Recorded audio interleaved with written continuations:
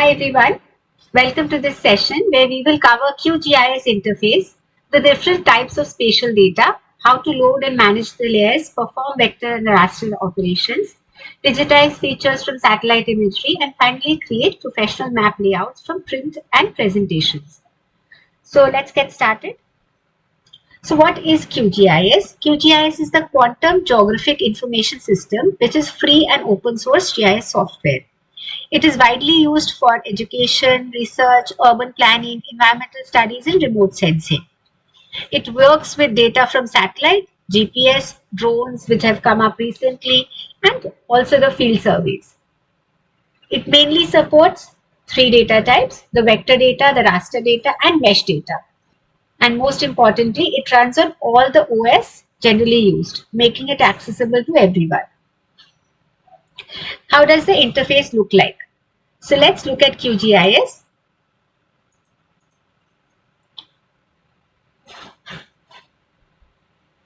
So this is how the QGIS looks like. At the top, you have the menu bar. This gives you access to all the QGIS tools and settings and plugins that are needed. Just below are the toolbars for quick access to common functions. So this is a typical setup which you see on MS Word and other softwares that you use. On the left hand side, you have layers here. So over here, the layers would come, whatever you would keep adding. The central area is the map canvas, where this is the main window where your spatial data is displayed and explored. On the side, we have a browser panel here, which you can see. So you can navigate whatever you want to over here, and you'll be seeing the results here. Then you have the status bar over here, which is showing you ready right now. Then the navigation tools, which will come once you load a file here. So let's load this. If you load it, so you will see that I can put a hand here, I can pan it across. So these navigation tools help me understand and go to whatever coordinate that I have to. You can see here, whatever coordinate, it is coming here in the down. The scale is also given. I can zoom it further and the coordinates are still more clearer. So when we do the practical, we'll see this in a better way. Moving on further in the theory part. Now let's talk about the spatial data types. So we have raster data, we have vector data, we have mesh data. We will talk about all these three one by one. So raster data is basically, we have discussed in the previous classes also. It's like a grid where you have X and Y coordinates and you have cells. So these are generally used for satellite images, aerial photographs, NDVI, temperature, rainfall maps. All these are basically continuous data which are represented by rasters.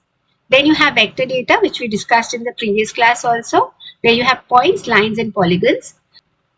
So points are for simple point-like objects.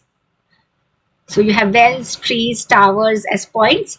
Lines could represent roads, rivers. Polygons could be a land parcel, city boundaries. And if you have that bigger house, it could also be represented as a polygon, otherwise a point. So this is used in mapping, planning, and GIS analysis, and it has discrete objects. Then you have mesh data. This is less commonly used but very powerful for 3D applications. Mesh data is made up of connected 3D triangles or surfaces. It is used to represent three-dimensional shapes and terrain. So, something like a terrain is represented here. Digital elevation models are represented as mesh data, and city or landscape modeling is also done in mesh data. Then how do we load the data and manage the data?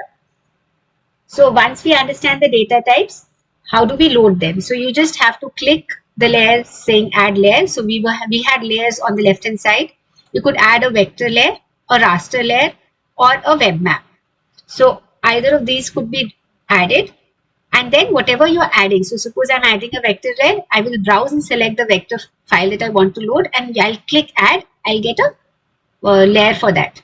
So I just have to simply select the type and then load that particular data. Layer management. So once your layers are loaded, managing them effectively is the key. So what you have to do is you have to organize, you have to control, manage all map layers in your project. So it is done by the layer panel. So you can just, kind of pull some layers up, take them down. So for readability, once I get into the practical, you will be able to understand it better. You can also toggle layers for visibility. Suppose I want the lower layers to be visible or should not be visible, then I can do that. So we will see it practically also. In vector operations, so there are tools used to analyze and modify vector data. So our points, lines, and polygons are put here, and they help you extract information. You can combine data sets and prepare data for deeper spatial analysis. These are common for urban planning, environmental studies, transportation, and land use analysis. And in QGIS, these operations are available through the geoprocessing tools, which we will see practically also. Clip tool, I had discussed the theory part previously. So here practically you can use it. So the clip tool cuts one layer using the boundary of another layer like we had shown, and it's like a cookie cutter here. So we will see the practical of that also. Then you have the attribute table. So every vector layer in QGIS has an attribute table, which is basically the database table that stores non-spatial information about the geographic features. So it's basically data behind the map.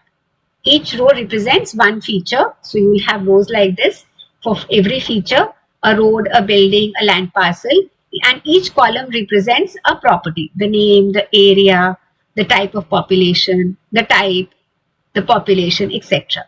The attribute table typically contains fields like feature ID, name, area or length, land use type, etc. So it's like an Excel file that you have of the entire attributes.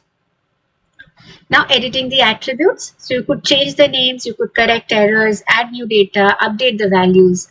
And how do you do it? So you can just, have the right click on the layer, toggle editing, and automatically opens the attribute table. You can click the cell like you work in Excel, and you'll be able to edit the values. Then the field calculator. It is one of the most powerful attribute editing tools. It allows you to create entirely new fields. So if I have something new, I can add it here. You could also update existing ones using formulas and expressions. So suppose you want to calculate the area of each polygon, concatenate the text fields that you have, concatenate the text fields, or derive a land use category based on some other attributes. Then you can do that over here. So again, it's very simple to use. You just open the attribute table and click on the field calculator icon, and you'll be able to do that. We'll see the practical. Then the digitization. It is the process of creating vector features, points, lines, polygons by tracing over satellite images. So suppose I have an image here. I can just create my own area of interest. I can create a line. I can create a point, whatever, as an overlay on top of it. And then I'll be able to save it also as a separate file. Wherever you need to map features that don't already exist in the digital form. So suppose like a new road, a deforested area that you're planning, or a new building that is to be added, digitization is the way in which you can do that. So the workflow is that you load your satellite image as the background reference. It will come in the background. Then you create a new vector layer, turn editing on, and use the add feature tool, and then you can save it. So it will be overlaid. QGIS provides a full set of digitizing tools to help you work precisely. So add point feature to create point objects. Then you have add line features, which will draw roads and rivers. Polygons to draw land parcels, buildings. Move feature, you can shift the features. Delete feature, vertex tool, you can edit the shape of the feature. Raster processing. It means analyzing and modifying satellite images of grid data to extract useful information. So there are 4 common raster operations which will use clipping, reclassification, raster calculation, and mosaicing. So what does raster calculator do? It is one of the most useful tools. It's like a calculator. So I can, perform mathematical operations on the raster layers pixel by pixel. So rather than doing a script here in the interface, I can just, select and then write a mathematical function, and I'll be able to do that in the band math. So you can create vegetation, water, built up area indices, and you can combine them together for classification or whatever work that you have. So this is the QGIS equivalent of whatever we were doing with NumPy. Indices calculation, again the same thing. You can do the band math here, like I said. Now the map layout. The final step in any GIS project would be to create a professional map layout for printing, reporting, or presentations. So this layout, print layout tool, helps you compose a complete publication ready map. So that could be put into use. You can add all essential map elements, a title, a legend to explain the symbols, all these things could be added, and you can create a very well designed map layout. A topological sheet also could be created using this. So this kind of introduces you briefly to the QGIS platform, and we will have a practical following this to be able to understand this better. Thank you.